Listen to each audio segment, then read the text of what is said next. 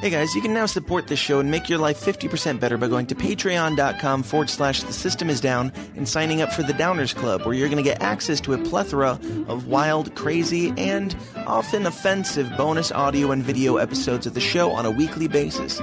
For more information, just go to patreon.com/thesystemIsDown.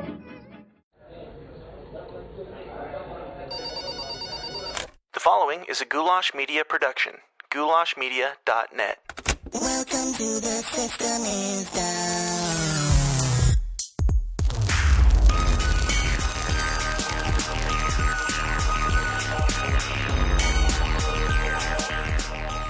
What's up, Downers? Welcome back to the least comfortable show on the web. You know what it is. You know the name. It's The System Is Down. My name's Dan Smuts. If you're new here, welcome to the show. Go find the person who invited you, give them a big kiss on the mouth and a slap on the rear from me, because I appreciate them inviting you and I appreciate you being here. And if you're one of the many people who tune into the show every single Monday morning for your weekly dose of discomfort, welcome back. Always a pleasure to have you.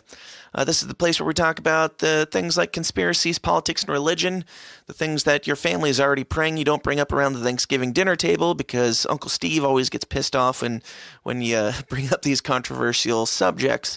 And today's episode is no exception. In fact, it has already sparked a little bit of controversy on the Twitters. It's my conversation with Bill Schnoebelen. Bill's story is quite a grand one. Bill claims to have been involved in everything from Catholicism to Freemasonry to Mormonism to Satanism to Witchcraft to Vampirism and etc., and became a born-again Christian after all that. So we're going to get into that here in just a moment, but before we do, got to let you guys know about the Downers Club. Briefly, you can go to patreon.com/thesystemIsDown and sign up for as little as a cup of coffee a month. That's $5 a month. And you can get a giant backlog of our bonus audio and video content, and new bonus audio and video content every single week of multiple episodes. So go check that out. It's what helps keep the show going, helps keep the show getting bigger and better every single week. Patreon.com/thesystemIsDown. Also got to give a shout out, of course, to our lovely sponsors, the 29 Toes Podcast. The 29 Toes Podcast will likely not address the vast majority of what we're going to talk about on today's episode, or most of what we talk about on the show. The System Is Down is like my version of bar talk. It's the things that I chat about when I have a couple drinks, and it can sometimes piss people off because they don't want to get into theological stuff or political stuff or conspiratorial stuff. But so the 29 Toes Podcast is kind of the opposite. It's bar talk, but for the normal person, the things that most people talk about when they've had a couple drinks, things like movies, video games, things that are going on in their life, just chill conversation, free form, whatever happens. It's a great show. It's a lot of fun. It's funny. Chill, guys. Go check them out at the 29 Toes Podcast, which I believe they have 29toes.com set up now. So go find them wherever podcasts are sold, or by going to 29toes.com. All right, let's get into my great conversation with Bill Schnoebelen on his story, everything under the sun. We cover a lot in this one. So without further ado, let's get weird.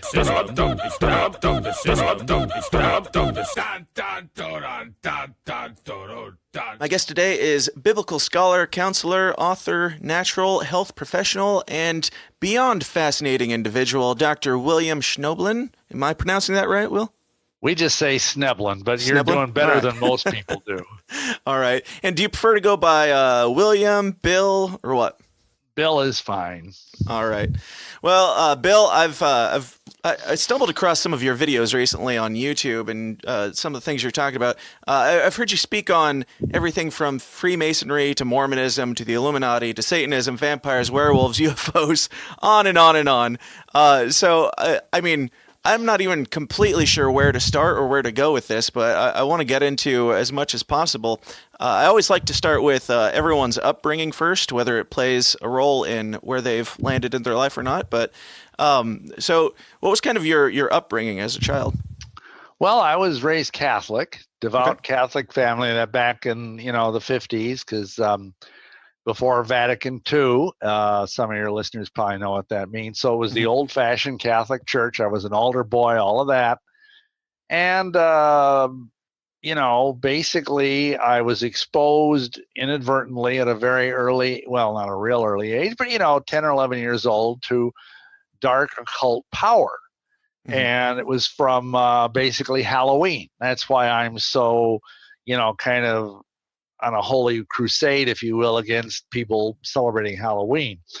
And we can go into that if you want in more detail. But from that point on, it's like something touched me and defiled me and drew me deeper into the occult.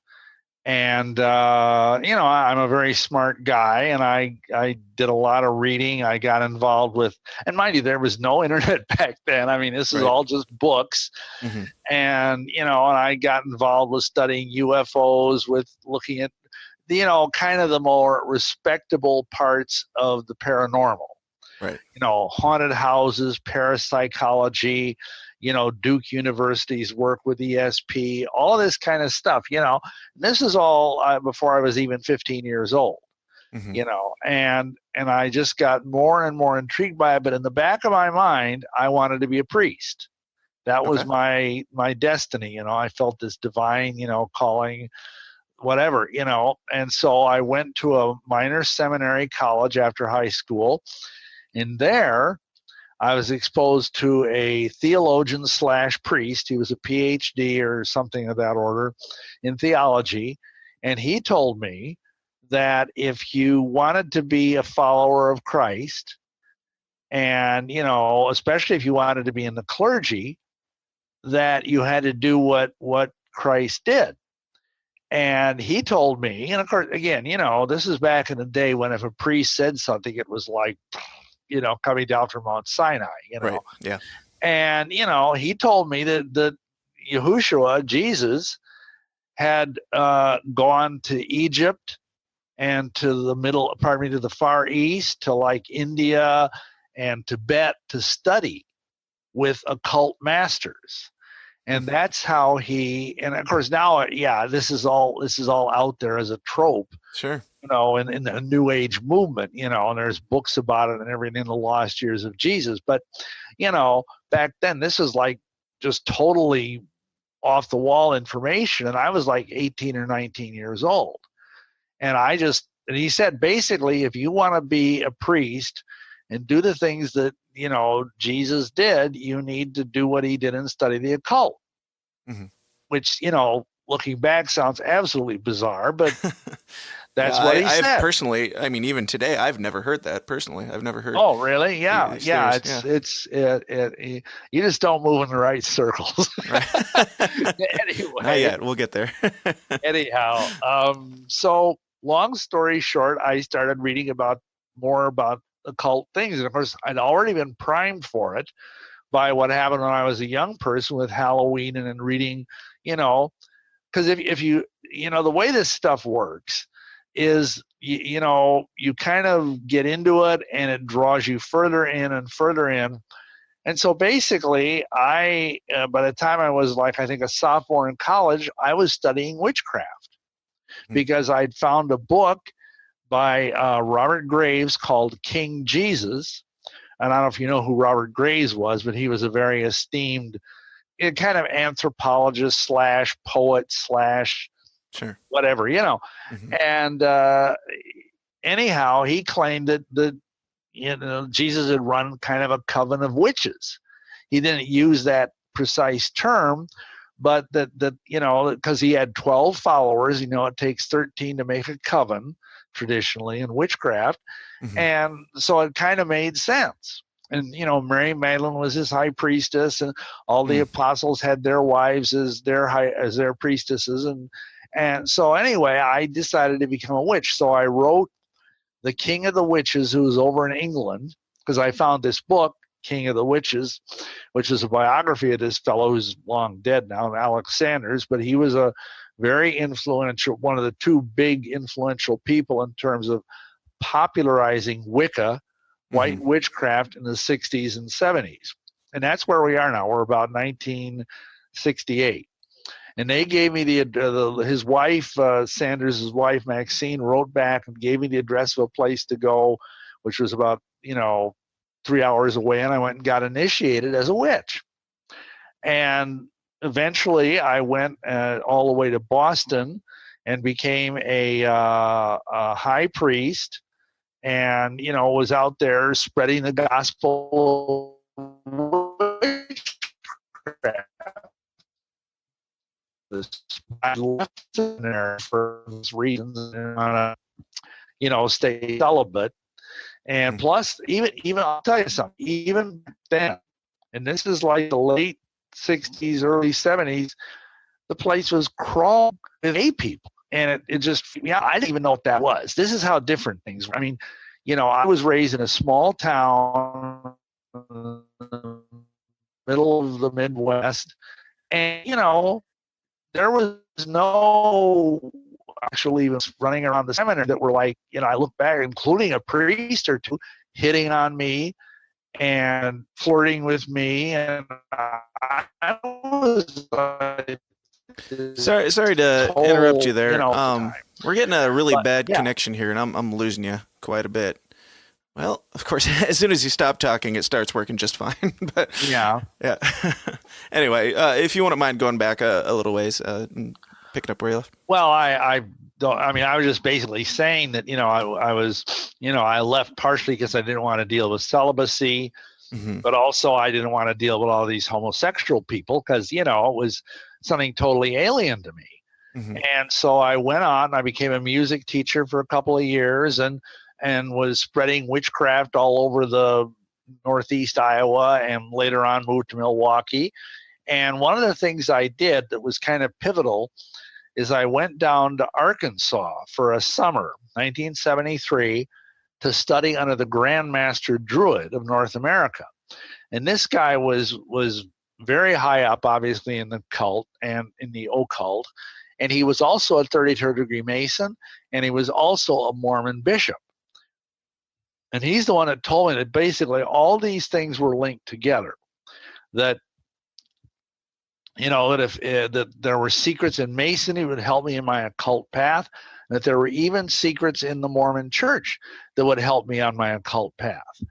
And Luciferian mysteries, to use the word that he used. And so, you know, that was always in the back of my mind. And we went to Milwaukee and, you know, started teaching witchcraft on a very large scale. I mean, we had like 90 people show up for our first class, you know, and this is like 1974, I would gather. And anyway, so I personally initiated 175 women into witchcraft, because it's done, most witch groups, they do it male to female, you know, or female to male, as the case might be. So there we were, you know, doing all this stuff. And, you know, and I got involved with Masonry. And I got involved with the old Roman Catholic Church because I had been raised Catholic and I still wanted to be a priest. So I ended up getting ordained a priest in the old Roman Catholic Church, which allows priests to be married. And I went on and eventually, now here's the bizarre thing. I ended up joining the Church of Satan. And, you know, people ask, well, how could you do all of this stuff at the same time? Well, it wasn't hard. It really wasn't. I was sort of an occult overachiever. And it's not hard. Extra credit there. Yeah, it's not hard to join the Church of Satan. You just basically send them a little money and they send you a card and poof, you're a Satanist. You know, and it may be different now, but that's what it was like back then. Again, this is in the mid 70s. Sure. And so going along here, I got involved in deeper, because again, this stuff draws you in. It's kind of like, I say to people, it's kind of like Wicca and white witchcraft and the occult is sort of like gateway drugs. And it draws you in, but then you want more power. You want more of a kick. You want more of a thrill. And it gradually pulls you in, unless you're, you know, pulled out by Christ.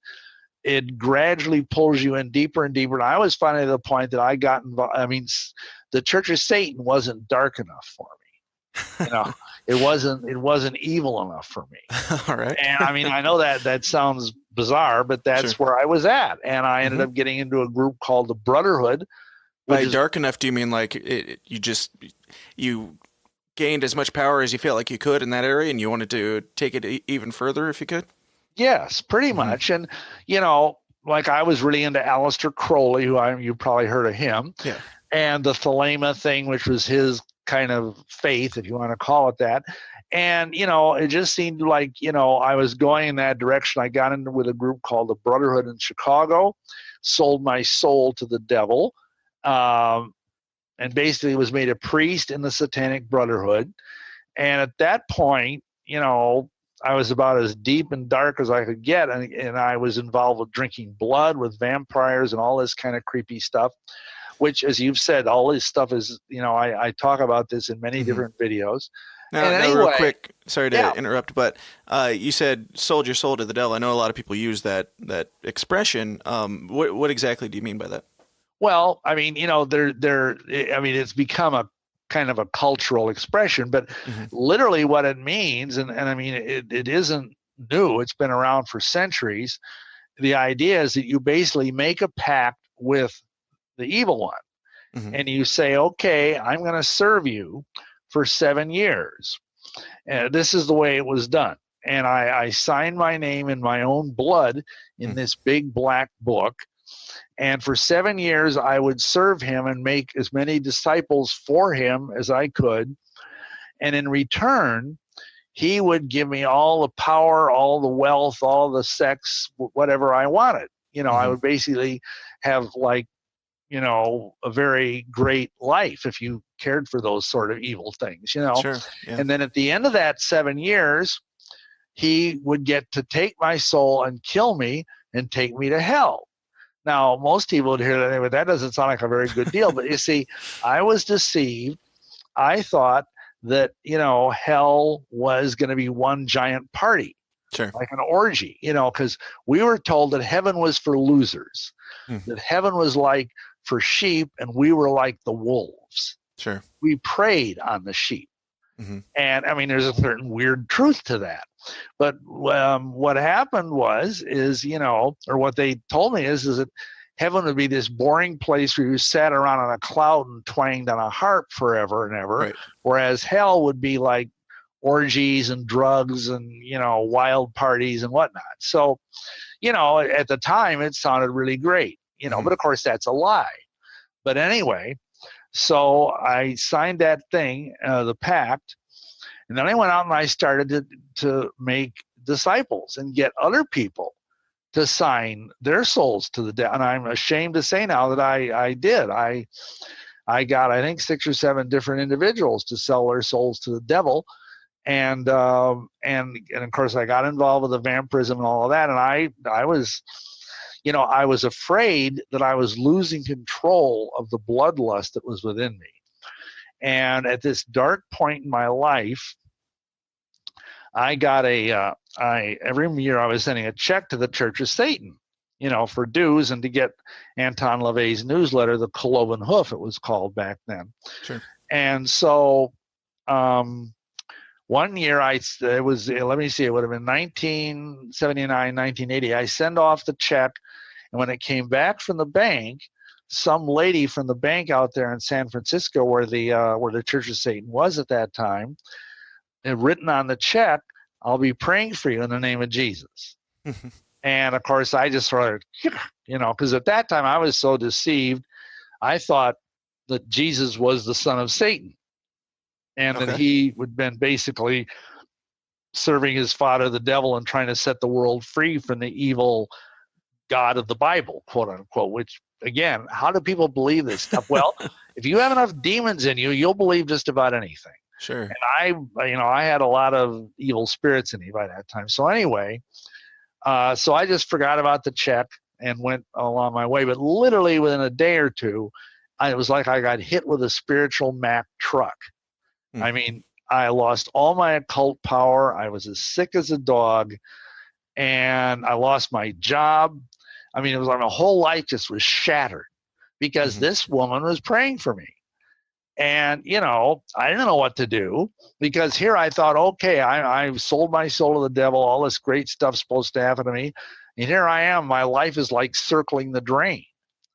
And so I went up in the attic of where the house we were at. I had this temple where I everything was black. I painted the whole attic black, a big magic circle painted on the floor, statues of Baphomet and all this evil stuff. And I knelt before the altar and I asked Lucifer for a sign. I said, what's going on here? You know, you made all these promises to me, and now my life is just awful. And so the next day, I got a call. And again, all of this is long before the internet. And these two teenage Satanist girls wanted to come up from Chicago and meet me because I was sort of a minor gauge celebrity in the scene, so to speak. Yeah. And they came up and they brought me these two Christian comic books out of the blue. You know, and you know, you look back at it, what the heck, you know? And they said, well, somebody gave us these, and they're so stupid and Neanderthal. That was their word. They said they were Neanderthal. That, you know, we thought you'd like them. And of course, I just kind of glanced at them, and you know, one was called Angel of Light, the other was called Spellbound, and they were from Chick Publications, which is, you know, a Christian publishing house out in California. Yeah. And anyway, I forgot about them, and you know, and I didn't realize that was the sign, because in the back of those comic books it tells you how to be born again. So the next day we got a knock on the door. It was Mormon missionaries. And this guy I told you about, the Grand Master Druid, 6 years earlier had told me that if I ever got in deep spiritual trouble, which I felt that I was at this point, I should join the Mormon Church, because the Mormon Church was started by witches, for witches, just for this kind of a deal. And, you know, a lot of people would say, what the heck? Where did that come from? But it's actually historically accurate if you look at the history, which we can get into that if you want. But anyway, so I joined the Mormon Church, and I put aside all of my dope and all of my orgies and everything and tried to be a good Mormon. But you see, here's the thing. I thought, and again, I believe this to be true, that the Mormon Church was a bunch of white witches, not in the racial sense, but in the ethical sense. And so I thought it was okay to keep on being a white witch, not a Satanist anymore. And so, you know, I was going along, and I went through the temple, you know, out in Salt Lake, which is a big deal. I mean, again, you know, for people that may not know much about the Mormon Church, you can't go to the temple like most people go to church. You have to go through kind of a spiritual security clearance and be deemed worthy by your bishop and your stake president before you're given this card, and then you can go to the temple and get all these super duper spiritual blessings. So and the funny thing is, this Druid guy had told me years ago that the Mormon temple, especially if I went to the one in Salt Lake, would be the ultimate Luciferian experience. And it really was, because if you look at that Mormon temple, and when in a couple of our videos that I've done over the years, we have documented with photos and everything that there's inverted pentagrams, there's all these weird arcane symbols all over the Salt Lake temple. No crosses, no Christian symbolism at all. There's Masonic handshakes, there's all-seeing eyes, there's, you know, the Big Dipper on the back tower of the temple, and literally dozens of inverted pentagrams over every window of the place. And that's just scratching the surface, and as I'm sure a lot of people know, that's a satanic symbol. If the pentagram is inverted with one point pointed down, then that is the symbol of the Church of Satan. So anyway, I thought I was in this great situation, you know, that I was in this place that was very respectable, because, you know, everybody knows Mormons are nice people, and they are, for by and large, they're very nice people. And, you know, I got a job in retail, you know, just being like a salesperson in a retail store. You know, I was trying to put my life back together, and I was called to be an elders quorum president, which is kind of like right under the bishop in terms of a local, they're called wards. Mormon congregations locally are called wards. And so I was doing all this stuff, and as it happened, for the first time in my life, even though I had a master's degree in theology from a Catholic seminary, I'd never read the Bible. I barely cracked the Bible. They made me read Kierkegaard, they made me read Aquinas and Sartre and all these people, but never the Bible. And so, I was actually because the Mormons use the King James Bible among their other weird scriptures. And so I was actually I actually read through the entire Bible for the first time in my life. And I was struck by things in there that didn't make sense. And to bring this autobiographical thing kind of to a close, I was reading one day in Matthew chapter 11, where it says, come unto me, all you that are laden and heavy burden, and I will give you rest. Take my yoke, of course, Jesus speaking, take my yoke upon me and learn upon you and learn of me, for I am meek and lowly of heart, and ye shall find rest for your souls. For my yoke is easy and my burden is light. So anyhow, I was sitting there, and what people need to know about the Mormon Church is that basically, you work if you're a really devout gung-ho Mormon, you work 40 hours a week for yourself if you have a full-time job, and then you work 40 hours a week for the Mormon Church. And that's what I was doing, and I was exhausted. I was out home teaching and doing all these things and whatnot, and I'd collapse in bed, and I'd get up the next morning at, go to work. And so I kind of said to the Lord, quote unquote, I mean, if this is easy, I'd hate to see hard. Right. And I heard this voice for the first time in my life, the voice of the Spirit say, go to Matthew 23. So I went, and I didn't know the Bible enough to know what Matthew 23 even was. Sure. So I went to Matthew 23, and my eyes fell upon verse 2, I think it was, or maybe verse 3. But anyhow, the point is, he says, the Pharisees bind heavy burdens on people and grievous to be borne, and they will not even lift a finger to help them. And I thought, that's kind of like what this church is that I'm in. And, so that kind of was a crack in my Mormon armor, so to speak. Yeah. And I went along and moved back to Dubuque for personal reasons from Milwaukee, which is where I've been living for 10 years. And, I got a thing in the mail, these advertiser newspaper things that most cities have, and they had an advert in there for a prophecy seminar. And I thought, I'm going to go to that because I belong to a church that has a living prophet, and I thought I could steal some sheep. And so I went to this, this thing, and for the first time in my life, I was confronted with a guy that knew the Bible. He was an evangelist. I didn't know it at the time. It was actually the Seventh-day Adventist Church. And he just, no matter what I asked him, he had an answer, just bam, bam, bam. And finally, I asked the guy, because this is the thing that Mormons will always throw at Protestants. They'll say, well, where do you get the authority to do what you're doing? Where do you get the authority to baptize people so they can be saved? Well, he said he didn't want to get into that because he knew that wasn't my issue. My issue was that I was lost. And so he said, where do you get the idea you have to be baptized to be saved? It says in Acts 16:31, believe in the Lord Jesus Christ, thou shalt be saved. And that went through my magic Mormon underwear like a silver bullet. Mormons wear magic underwear. Yep. And anyhow, I went home that night, and I was just trembling in fear, and I thought, could it really be that easy? Could it really be that easy? So I fasted and I prayed for a week, the way Mormons are supposed to when they're confronted with a deep spiritual dilemma. And finally, I remembered those comic books, which were in a box in the back of my closet.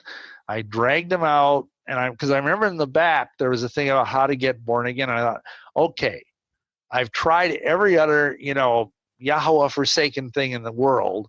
I might as well try this. And so I knelt at the foot of my bed and prayed the prayer that was in the back. This was in 1984. Prayed the prayer that was in the back of the comic book, and I got born again. Hallelujah. And I had to go through a lot of deliverance, and got plugged in with a church at the time. I ended up not going to the Seventh-day Adventist Church because to me, they were just a little too much like the Mormons. They had a few ideas that were a little bit odd. I think they're good people, again, but I just wasn't comfortable with there was this, I'll tell you, there was this guy there who taught Sabbath school, and all he'd do is harangue about cheese. Okay. That was his whole thing, was cheese. I mean, the whole world could go to hell in a handbasket. He didn't care. He said, don't eat cheese, and it just seemed kind of out of balance, So Yeah. anyway, That's the important stuff. and then I got called into the ministry and went out and worked with Ed Decker and Saints Alive in Jesus, which was, to a degree, is a very influential ministry to Mormons, and then started with One Accord, our own ministry, in 1992, and here we are. So, all right, here we are. Wow, that's definitely a lot to take in, and we gotta definitely break some of this down. Let's jump back a little bit to back to the occult stuff. You said that you were gaining powers and everything. What was some of the stuff that you experienced from that? Like, what were some of these powers that you were seeking, and what did you gain from that? Well, I mean, you got to realize a lot of this is very subjective. Mm-hmm. But, like, say, for example, I was a psychic. I would give trance readings to people and reveal secret things to them. Yeah, I mean, you've seen this, I don't know if you've ever been to a psychic, but, you've Sure. seen it on TV. Yeah. And, that kind of a thing. And so, that was one thing. I mean, Mm-hmm. I would do things like, tell the future for somebody. We would have these, as you see, witches have these meetings. Our particular, well, I'm sorry. Oh, you're fine. Anyway, where was I? Oh, yeah, we did. They like our particular kind of Wicca, because there's different traditions within Wicca. We'd meet on the full moon and the dark moon, twice a month. Sure. And we would do rituals for healing. We would do rituals for love. I mean, this time I was a white witch, so we wouldn't do anything nasty. But Mm-hmm. we would get people healed. We would get people, because the thing people need to understand is the devil will throw you a bone every Mm-hmm. now and then. He will let something happen, because again, a lot of diseases are caused by him. So there was that. Upon occasion, things would manifest in the sense like material objects would appear out of thin air, stuff like that. And I remember one time, one of these people, I got this lady to sell her soul to the devil. Mm-hmm. We were up in this same black temple I was mentioning earlier, and she was kneeling before me, and she signed her name in the book and all that. And then I heard this sound, this like metal sound, and then this coin dropped out of thin air and landed at her feet. And it was a coin with a satanic sigil, a magical emblem on it. Mm-hmm. And, right out of thin air. So, you'd see these things every now and then.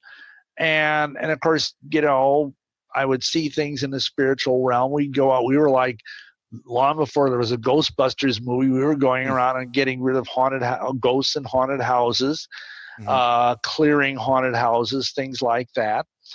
I mean, my book, Lucifer Dethroned, is full of supernatural experiences that I personally experienced, both as a young person and later on in the occult.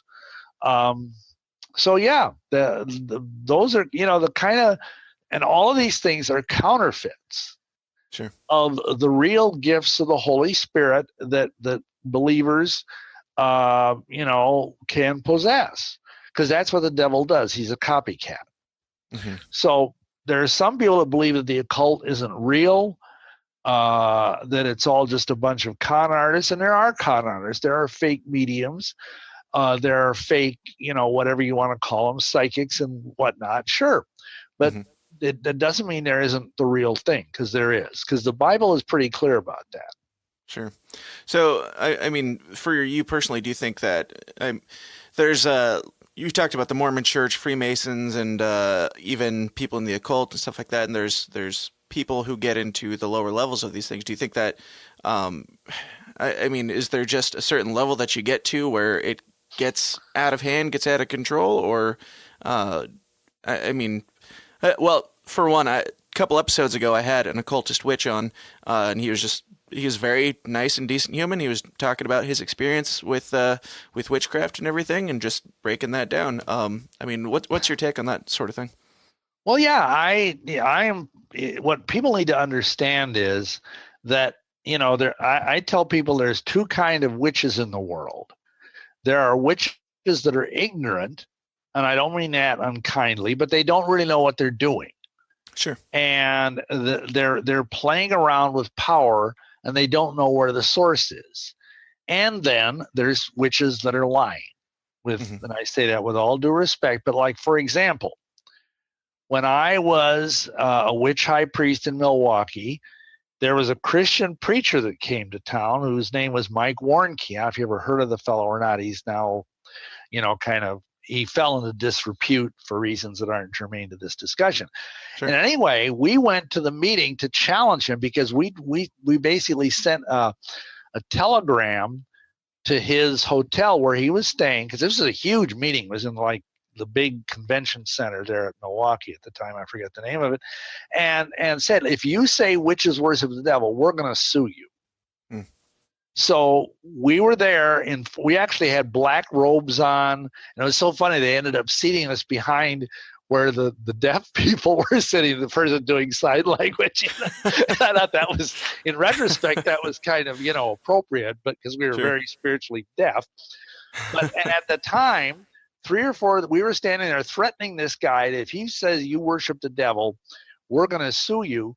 3 or 4 of us at that time had membership cards in our wallet from the Church of Satan. So we would say to our lower level people, oh no, we don't worship the devil. We're just this happy little nature religion that we go out in the forest and gather herbs and dance in the moonlight and tra-la-la-la, you know. Sure. And that's what everybody starts out believing. But if you know, and I mean, I know there are witches that are going to dispute this, and that's fine, you know, but the experience of me and many, many other people that have come out of the occult will say that the longer you stay in this, the darker it gets. Yeah. And, you know, but no, I think probably with any of these groups, like I'm the first one to say that out of 100 Masons or 100 Mormons, 99 of them are clueless. Sure. And I don't mean that in a bad way, because most people, they've got lives. I mean, especially if you're a Mormon, you're busy, you know. Oh yeah. And you know, and you don't have time to drill down into all of this historical stuff. The only reason I had the time way back in 1984 is that I'd moved from Milwaukee to Dubuque. I was unemployed at the time. You know, my dad was sending me money to help out with the rent and whatnot. And, you know, so I had time on my hands to study this stuff and to study the scriptures. But, you know, so I guess that's my response. I think most witches probably don't understand the darkness. They certainly know they're in the occult.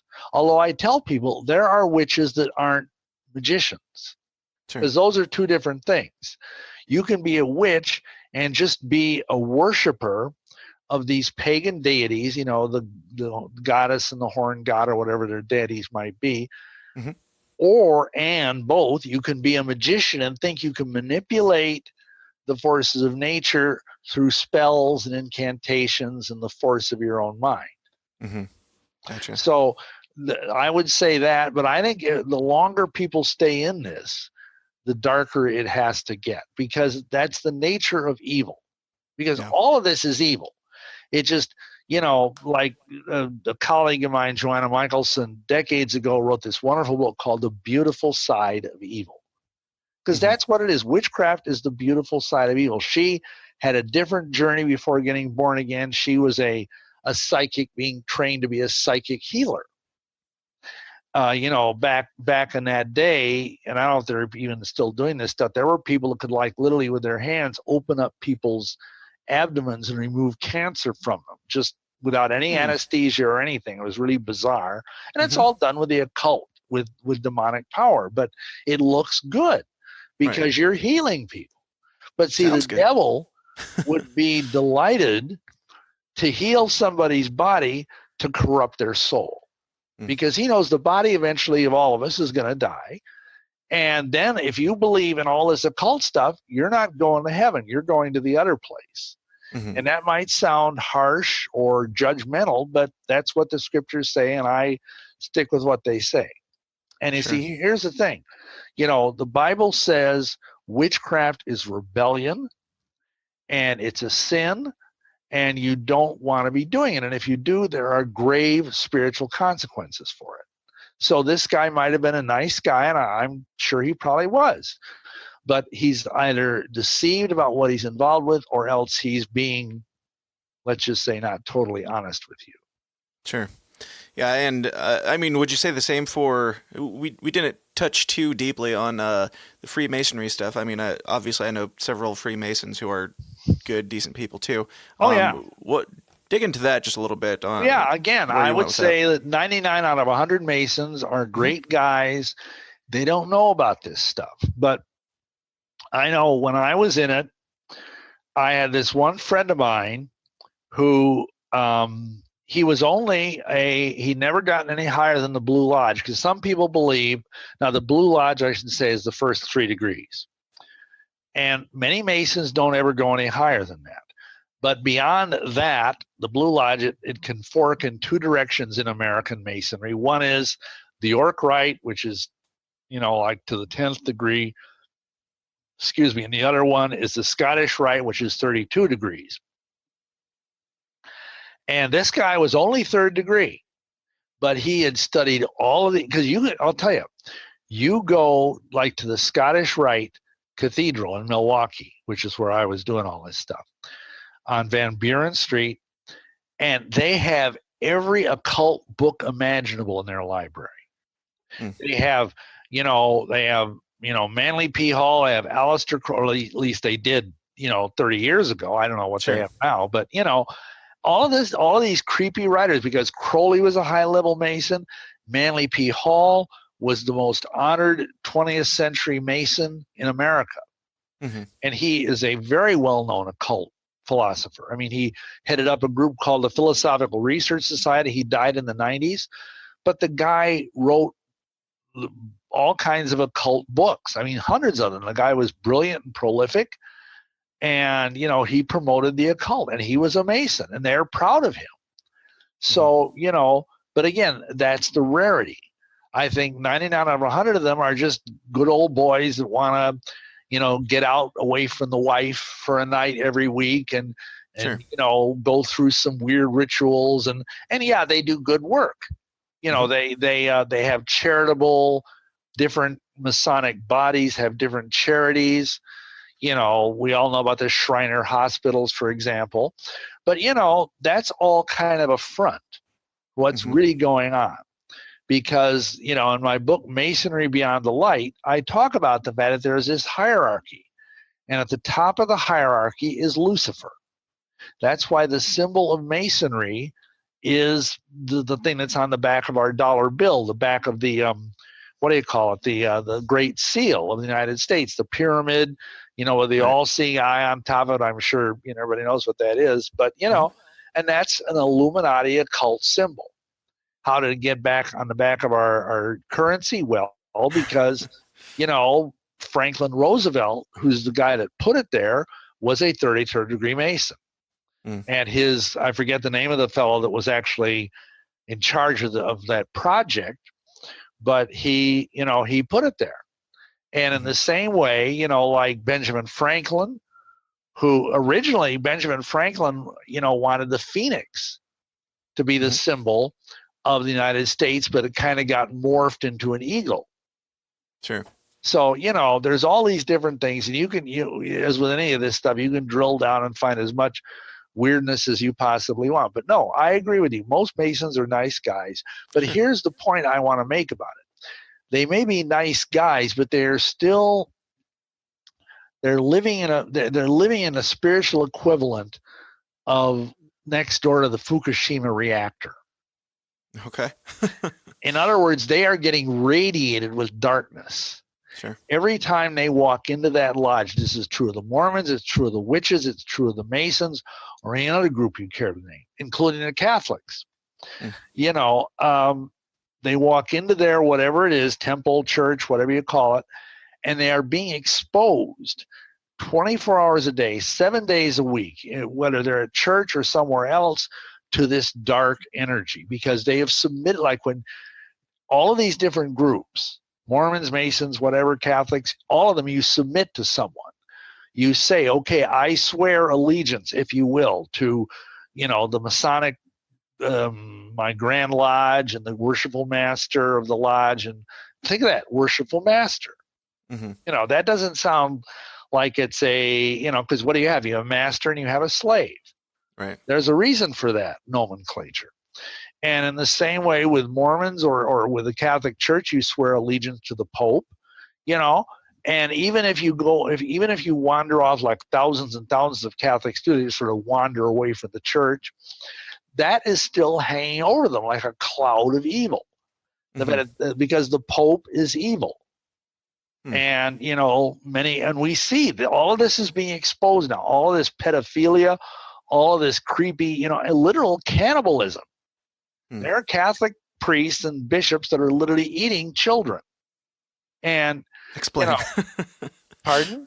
I said explain. Well, I mean, it's pretty much well documented. Okay. I mean, there are, like they just recently, I think it was in Ireland, they uncovered an orphanage run by nuns, mm-hmm. where there were literally 400 or 500 skeletons of babies. Wow. Underneath, that were hundreds of years old. Yeah. And, I mean, and that's not an isolated thing. I mean, you especially in countries, not so much in America, although we're getting plenty of the pedophilia here in the States, of course, but like in Ireland, the Catholic Church's power is almost absolute. And there are other countries like, say, for example, the Philippines, in Latin America, where basically the Catholic Church is the dominant church. It may not be the official state church, but it's still a very powerful spiritual force.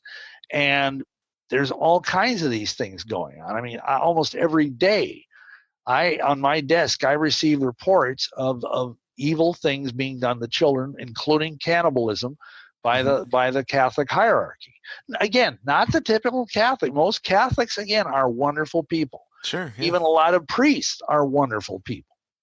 But they're all, again, laboring under this spiritual darkness, which I tell people, if you're in one of these groups, it's kind of like walking up a down escalator. Because the Catholics, the Mormons, the Masons, the witches, all these different groups are going down spiritually. They're taking you down into the infernal depths. And if you are a really good person, and again, I don't deny that all these groups have lots of good people in them, including witches, you can walk as hard as you can to keep from going down. But you're fighting against a kind of spiritual gravity that's pulling you down. And eventually you're going to get worn out. Sure. Because you can't do that 24 hours a day, 7 days a week. Yeah. Now, as far as Freemasonry goes, like what level did you get to, and what was your experience with that, and what happened there? I went to the Blue Lodge, and that's 3 degrees, and then I went, because everybody was telling me, oh, well, you like they at that time, my cover was that I was attending an Episcopal church, and so, oh, you'll like the York Rite, because that's the Christian branch of Masonry. And I use quotes with that. Yeah.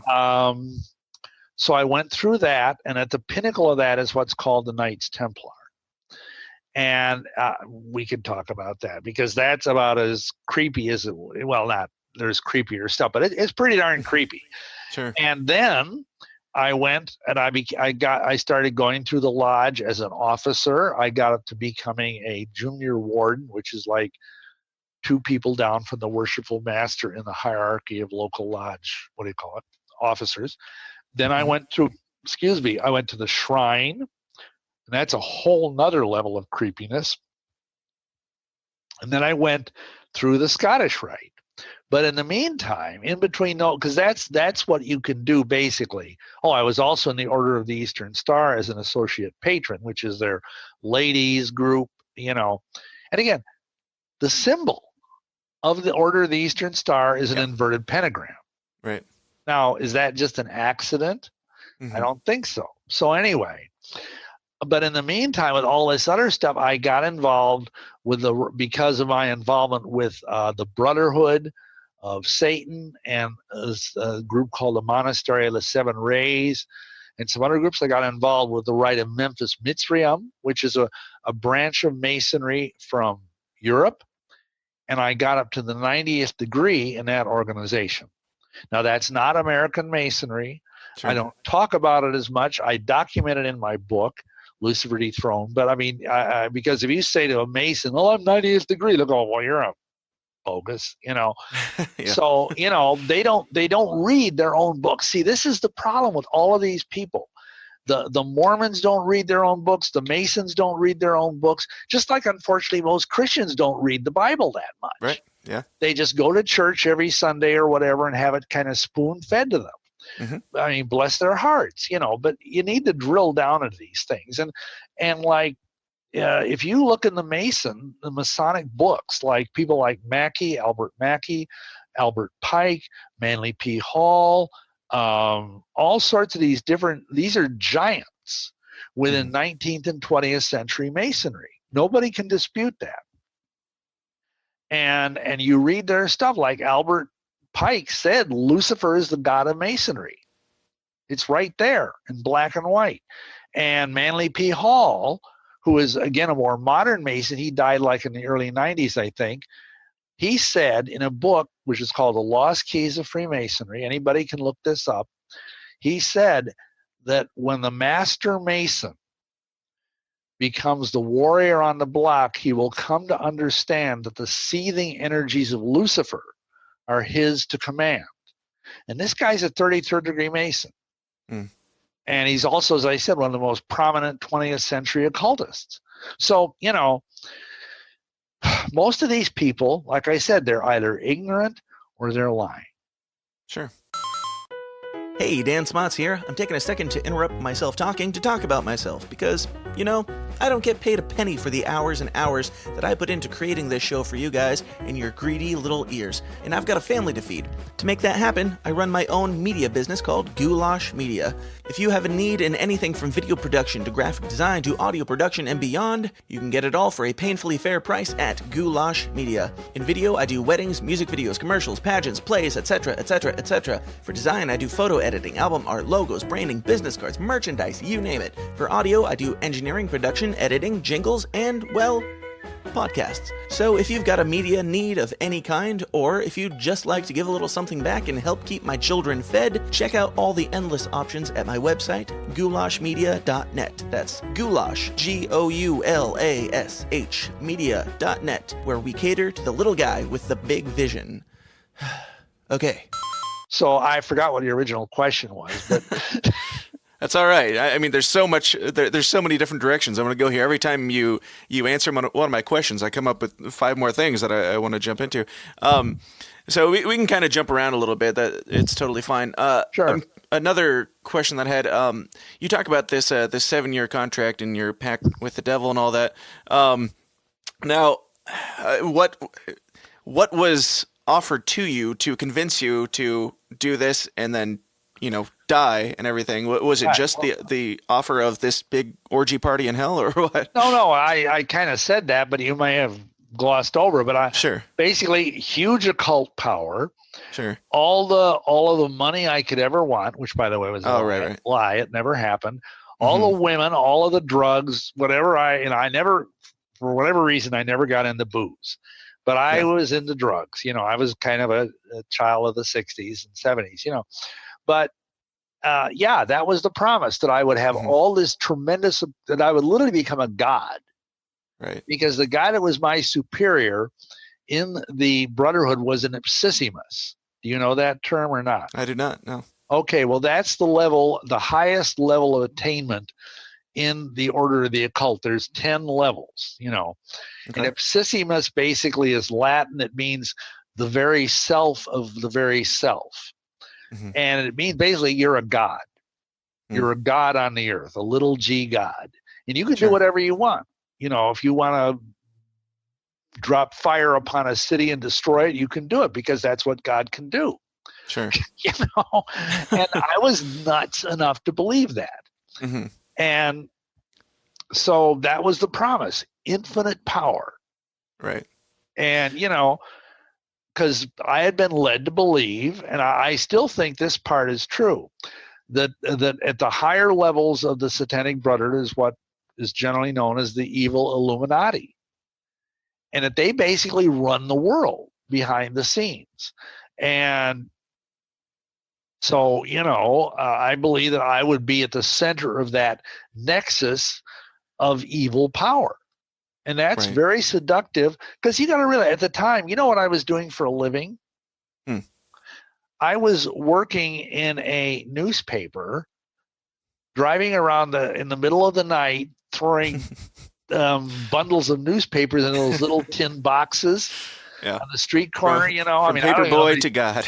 They probably don't even have those anymore, but I mean, back then they did. You know, and be quite the promotion.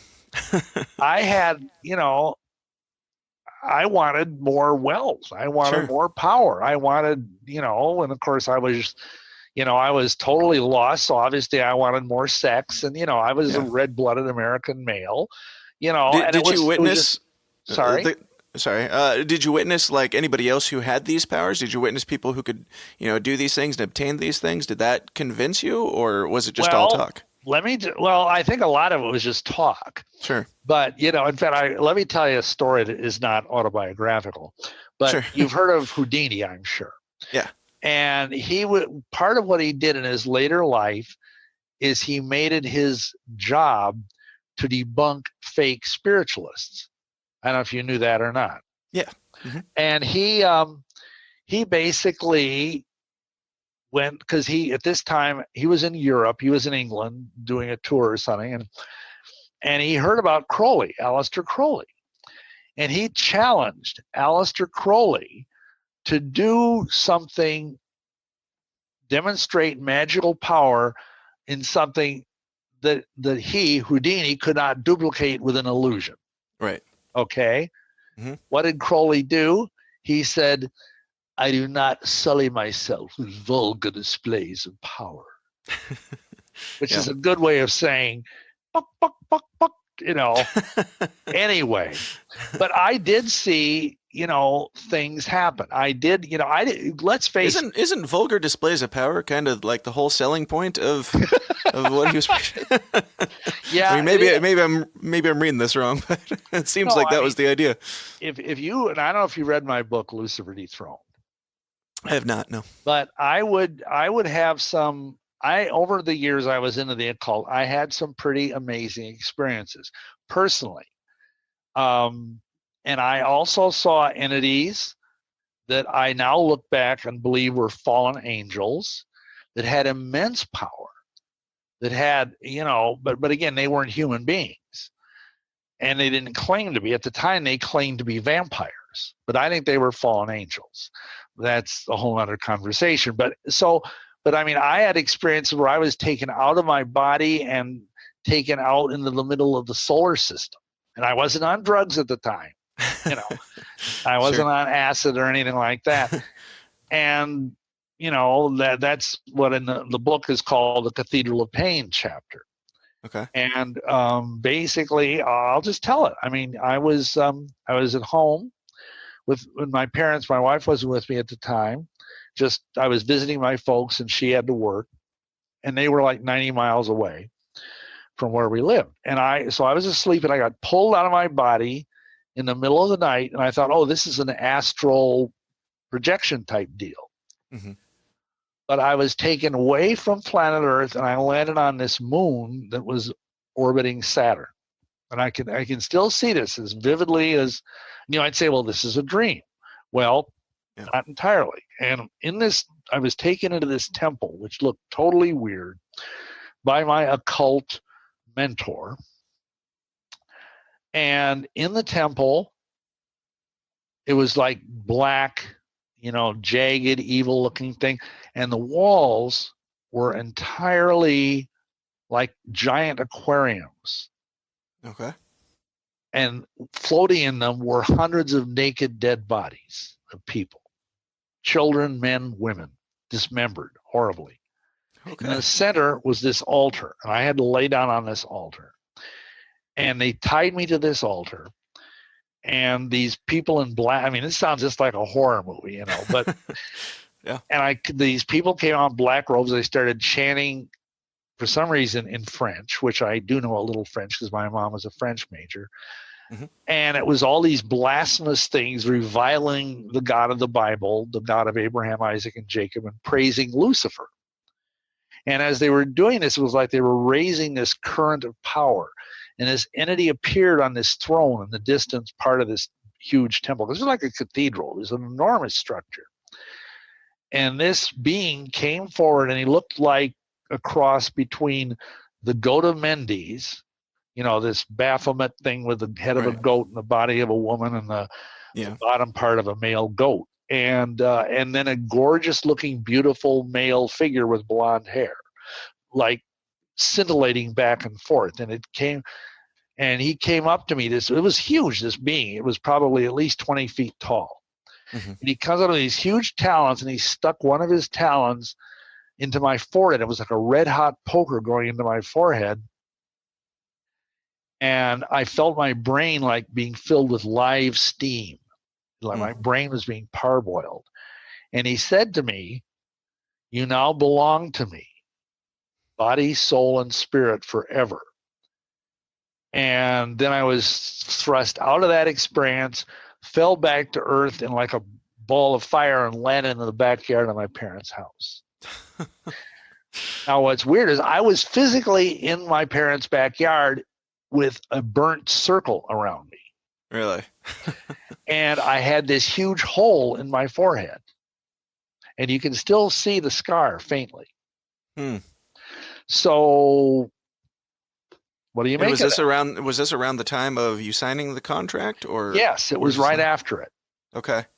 So it was like the head honcho or representative, because I'm not egotistical to think that was enough to think that was Satan himself. I think it was just one of his, flunkies, but come to ratify the pact from their side. Gotcha. And, I can still remember that as vividly as I'm talking to you right now, because it was such an extraordinary experience. Huh. And I know that when I got saved, that was wiped out. That contract was canceled by the blood of the Messiah. Mm-hmm. How far, how many years into this contract were you when you became born again? That's the interesting thing, because the contract was originally done in 1978. Mm-hmm. And I got into the Mormon church in 1980, but that thing was still hanging over me.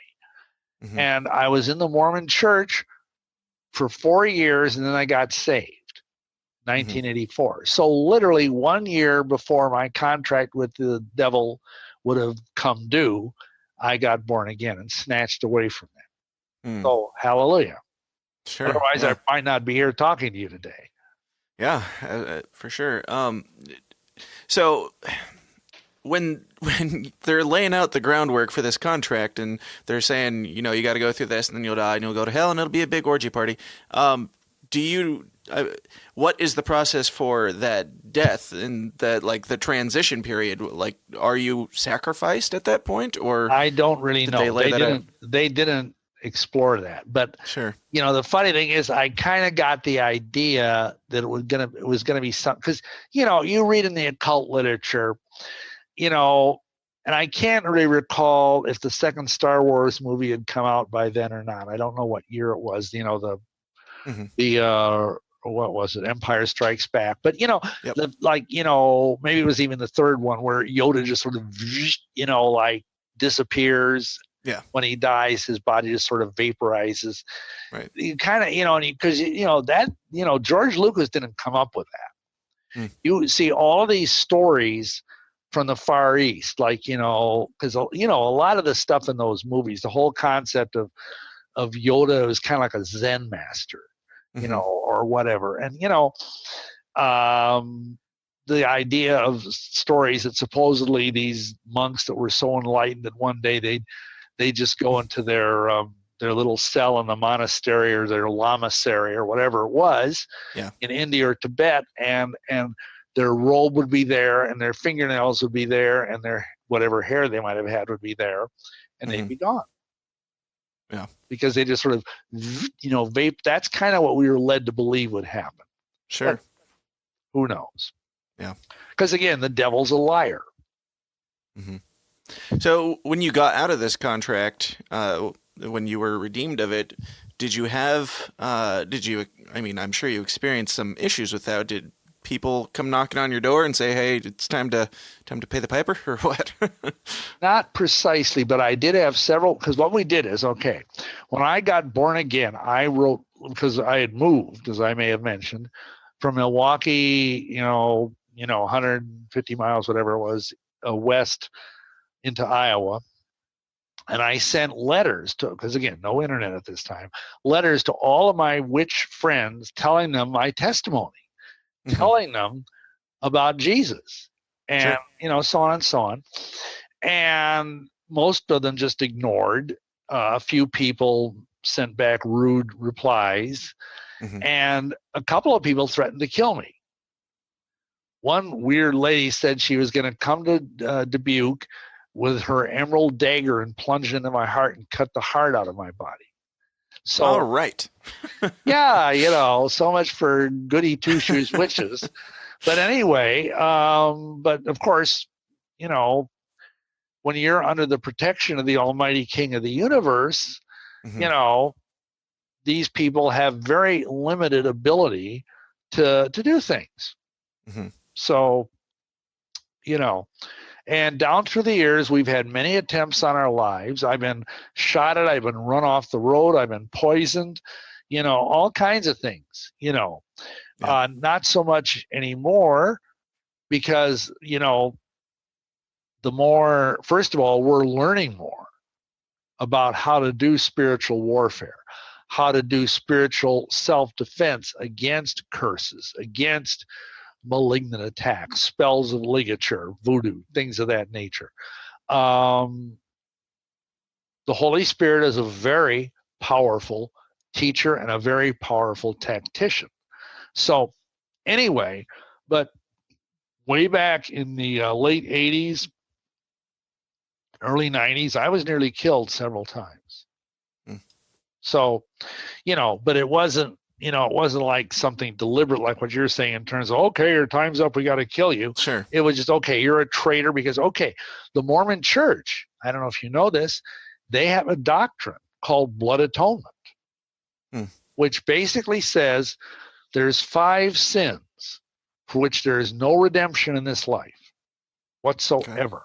Even if you're a Mormon, they're, let's see, homosexuality, adultery, then marrying a black person, they got rid of that one because they changed their theology on that thing. Theology changes over time. Yeah. I tell people a Mormon God changes his mind as often as he changes his underwear. Anyway, and then if you apostatize from the church. I was an apostate. Right. Okay.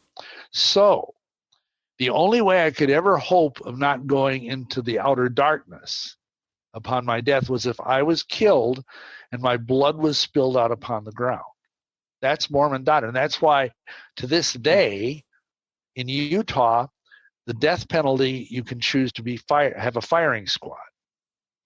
Because let's face it, if you're death by injection or death by hanging or lethal and whatever, you don't shed blood. Right. And I don't know if you ever heard of the book, The Executioner's Song. It was written by Norman Mailer. You probably weren't even born when it was written. But it was written by Norman Mailer, and it was the account of this guy who, I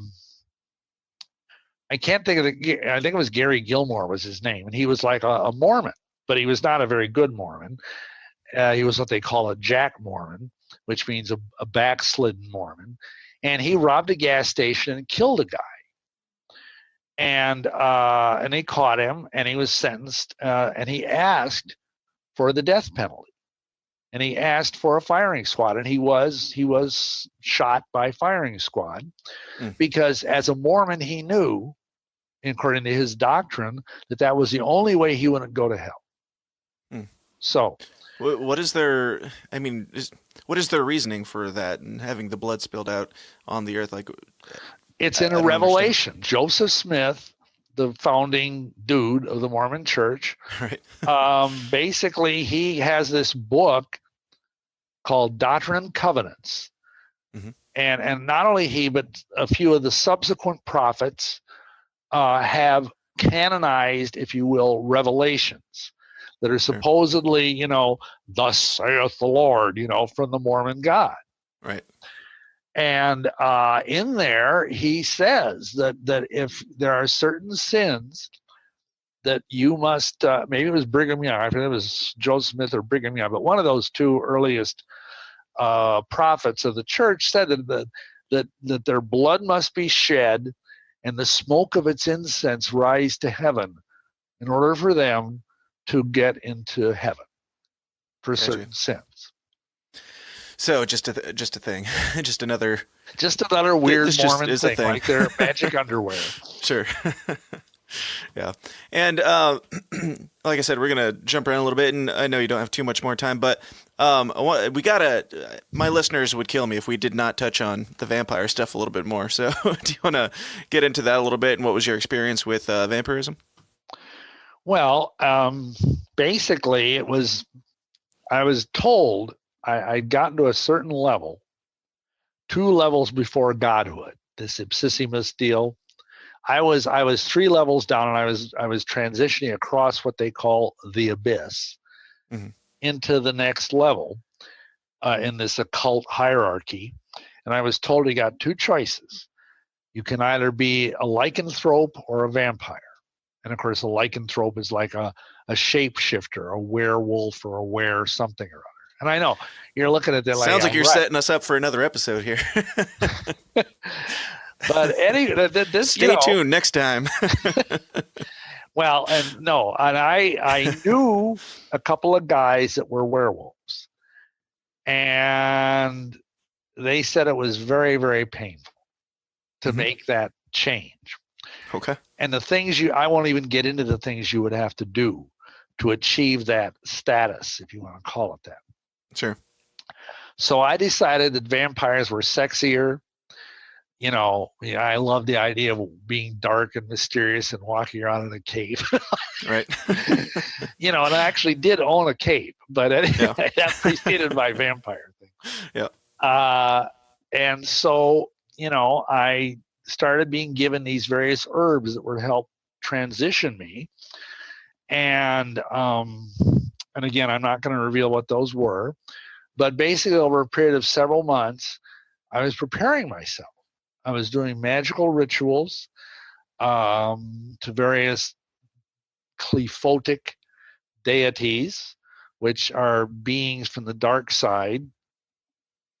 And finally, one night, this being showed up in my chapel. I had this is a different home than the one I was speaking about before. Everywhere we went, we always had creepy chapels. And he literally walked through the wall. He was this tall, pale being, as real as you or I. And he cut open his chest and had me drink from his blood. And I now believe that was a fallen angel. But back then, I had been led to believe that he was my vampire master, quote unquote, or sire. Sure. And when that happened, then I had part of my preparation. I had to build a coffin, a specially constructed coffin. And I go into much greater. We have a video series that's 9 DVDs. Okay. It's called "Interview with the Next Vampire." And I go into greater depth there than I have time to here. But the idea is that I stayed in this coffin and incubated after doing this thing with the blood. And then when I emerged, I was no longer a human being. I was somewhere in a twilight world, pardon the pun, considering the vampire books, sure, between being human and being a vampire. and I could not stand the sunlight. I could not stand garlic, and I was living only on Catholic communion and human blood. That's the only thing I could eat or drink. I couldn't even drink water. Mm. And I existed like that for nearly a year. Okay. And it was pretty miserable. Yeah. And the trouble, and I also see I had 8 or 9 women in the covens that we had that were more than willing to let me bite their neck and drink their blood. And I would do different ones every night, so not any one individual got, drained too much. Right. And but it wasn't enough. And there's actually I cite this in my newest book. Well, newest, it's now 8 years old. Sure. Romancing Death. I talk about this, that there's a whole field of psychology of people who have addiction to blood and how addictive it is to drink blood. That's why the Bible says don't drink blood. It was said to Noah, it was said to Moses, and it was also ruled upon by the early church in the book of Acts chapter 15. Don't drink blood, because the blood is the life. That phrase, which I'm sure you've heard, is right out of the book of Leviticus. Yeah. So I was addicted to this stuff. And I needed more and more of it, just like a heroin addict needs more and more heroin. There's this phenomenon, where you know what I'm talking about. And so I was really worried that I was going to kill somebody. Yeah. Either I'd lose control of one of these women, or else. And again, I had to work third shift, throwing newspapers into boxes in the middle of the night, because I couldn't go out in a regular first shift job. Yeah. So there I am. So you were a vampire paperboy. Sounds pretty pathetic, doesn't it? Anyway, again, that shows you how pathetic the devil really is. Sure. And so, long story short, this woman started praying for me. Mm-hmm. And that just blew the whole vampire thing out of the water. I lost all of that, thankfully, before I ended up killing someone. So yeah. That's the deal on that. Gotcha. And I mean, you kind of said that you were somewhere between human and something. Like, do you feel like you physically had a change when you were in the coffin? Oh, yeah. Okay. Well, obviously, if I was living on nothing but human blood, I'd have to, because a human being couldn't do that. Mm-hmm. Because so blood, if you drink a lot of blood, it coagulates in your stomach, and it's just disgusting. You end up, so. And plus, my teeth would grow. When I was around someone and I was hungry, I could actually hear their heartbeat. I could be like 10 feet away from someone, and I could hear the pulse in their neck. Yeah. And just like, if you'll pardon the metaphor, like, when a man becomes sexually excited, certain things happen physically. Well, with me, that wasn't the case. With me, if I was around someone and I needed to eat, and I could hear their heartbeat and see, literally sense the pulse in their neck, my teeth would start to, the two, fang type teeth, I think they're called canine teeth, would grow a little. And, that was a real thing. I mean, other people observed it. The girls that I was, sipping from saw it, so there you go. I mean, it was and again, the devil can do powerful things to a human body if you got to realize, by this time in my life, I was so totally given over to evil. Sure. I probably had more devils per cubic centimeter than an entire city. And I wanted them. I begged them to come into me. That's how deceived I was. And yet, with all of that going on, the power of the cross of Christ still was able to set me free. Yeah, absolutely. So, it was a real physical thing. And after you were done with that, after the year of vampirism, going into like the Mormon church and all that, I mean, there's so many questions. What was the process getting out of vampirism if you had like a physical change? Like what? Well, that's what happened. Like I maybe I didn't express it well enough a moment ago, but for whatever reason, when this lady started praying for me, I got hit with this thing from heaven. and it just blew the whole thing with first of all my drug addiction, and second of all with because I was deeply into cocaine, profoundly. And fortunately, this was right before crack became a thing, but I was deeply into powdered, sniffing cocaine, and also the whole blood thing, and it just like flattened it overnight. Literally, I got delivered, even though I wasn't even saved yet. Yeah. But this woman praying for me, because the Holy Spirit knows what you need before you know what you need, and I needed to get out of these things. I kind of make a joke. It's like they got me into they didn't get me into the Mormon church, the devil did, but it's kind of like a spiritual decompression chamber, because I was so deep down into the darkness of Satanism that if they'd have pulled me up, it would have been kind of like you hear these things of these deep sea fish, they pull them off to the surface and they blow up. Yeah. Well, that's kind of, I think, what might have happened to me. I might have just like gone nuts or something, but by being in the Mormon church for 4 years, ultimately 5 before I finally officially left it, it was like I got to kind of experience something other than this horrible darkness, because Mormons are good people. Mormons try to live a Christian life, and that was the first time in my adult life I tried to do that. Because when I was a Satanist, I'd break every one of the 10 commandments if I had a chance. Right. But as a Mormon, I was trying to be a good person. And, the trouble is, without the power of the real Holy Spirit, not the false Mormon spirit, you can't really do that. Right. That's why so many the Mormons, Mormon church was kind of weaning you off of it. Yeah, that's a good word. It was kind of like, like weaning me off it. Yeah. Sure. Gotcha. Now, real quick before I let you go, I got to ask, like, with all these things that you're putting out there, what is kind of like the Christian pushback? I mean, there's got to be some pushback, or like, how do people in your local church, how do they feel about these things that you're talking about? Well, we don't have a local church. Okay.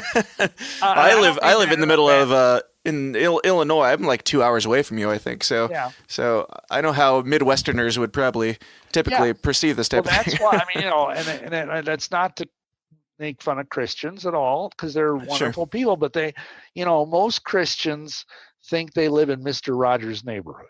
Right. And they don't. This whole dark world that I've been sharing with you is very real, but they would prefer not to think of that. And that's okay. If that's where they're at, that's fine. But yeah, I've been attacked by Christians. There are Christians that have attacked me. There are, in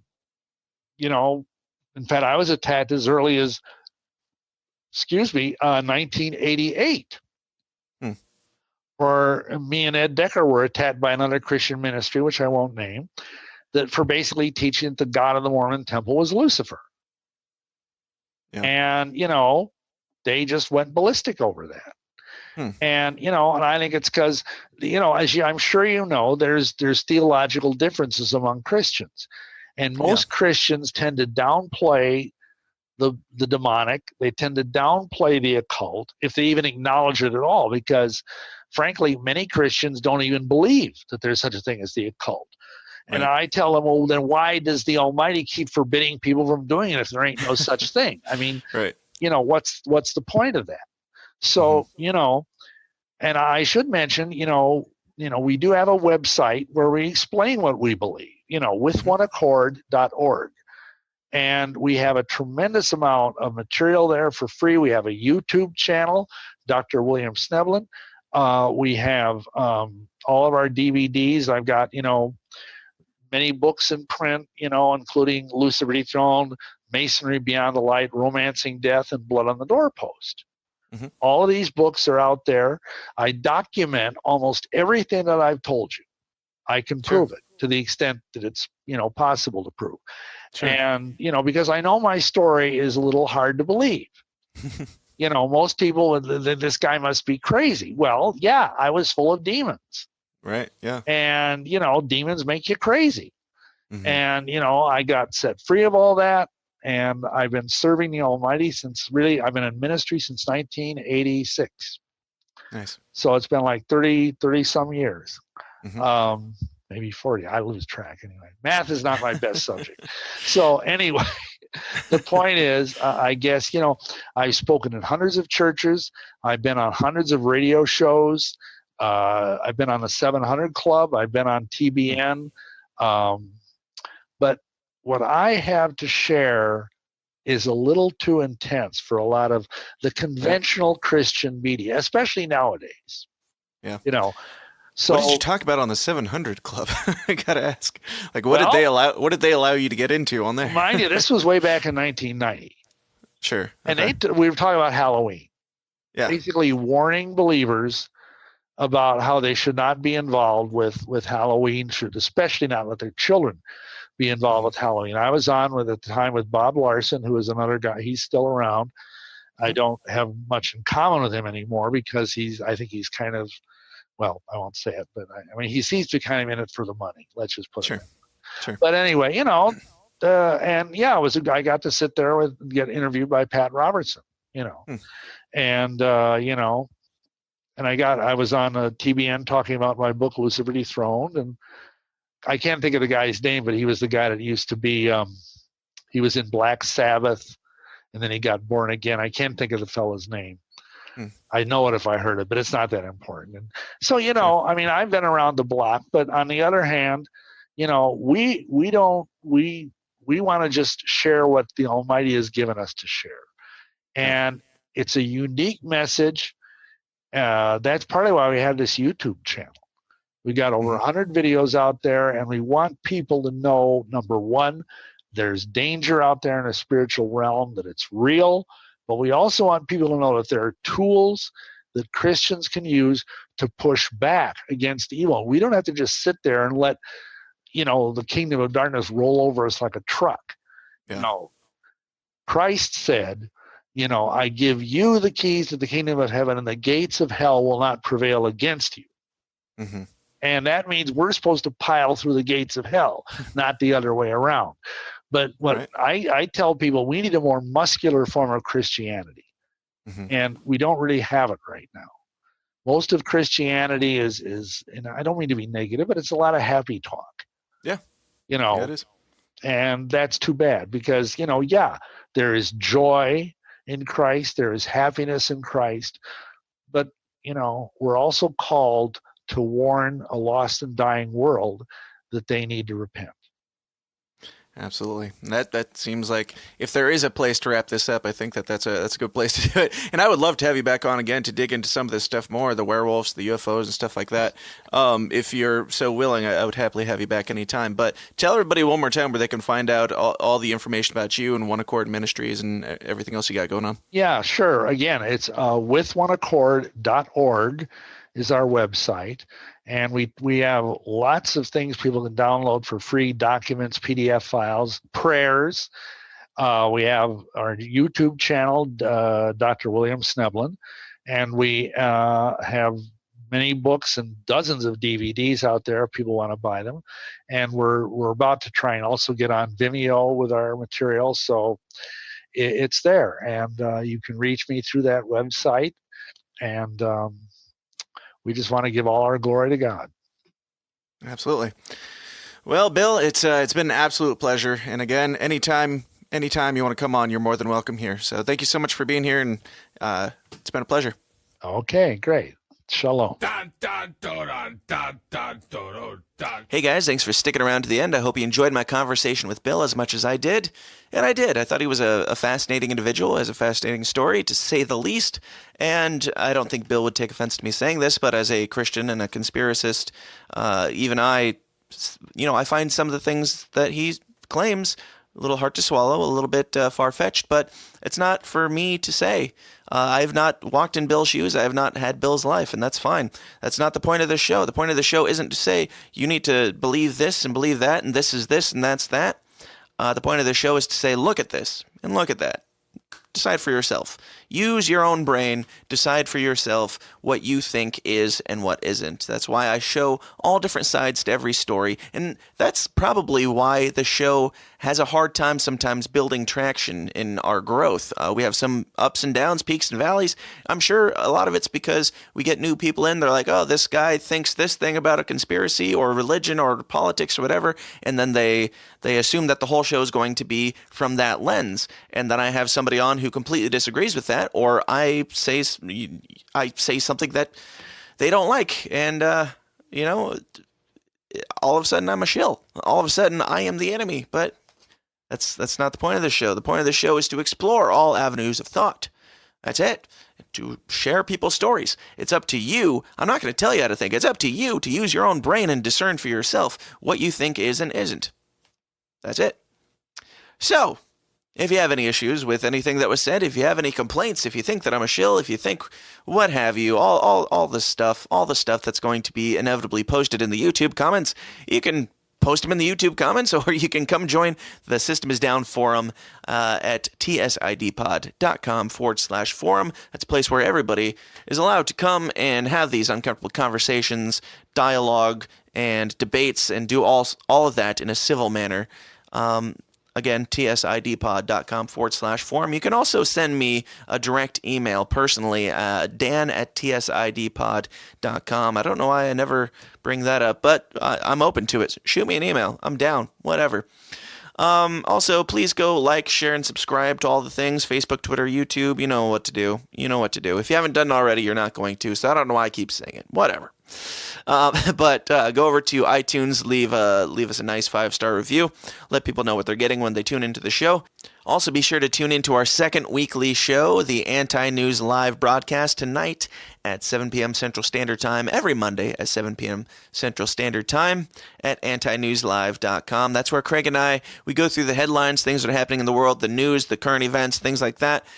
We pick it apart in our own dark, comedic, sometimes conspiratorial, twisted way, and it's a good time. It's an interactive show. You can call in, you can chat with other people who are watching, and it's a lot of fun. I enjoy it, and you're going to as well. So tune in tonight, antinewslive.com, 7 p.m. Central Standard Time.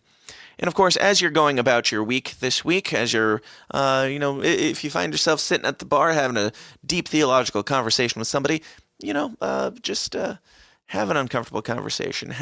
Talk about things like conspiracies, politics, and religion. Change the world one uncomfortable conversation at a time by being civil. That is the key. Be civil, which means not just knowing what you think and spouting it. It means listening to something that you disagree with and listening to the reasons why somebody else believes that. That's the whole point of the show, changing the world one uncomfortable conversation at a time. Join me, won't you? And also, won't you join me next Monday morning, first thing, for some more uncomfortable conversations right here, same time, same uncomfortable station. The System is Down, Monday morning. You know what it is. All right, if you'll have me, I'll be right back here then. Until then, question everything and stay uncomfortable. Thanks. This has been a Goulash Media production. goulashmedia.net. This concludes our broadcast day. Click.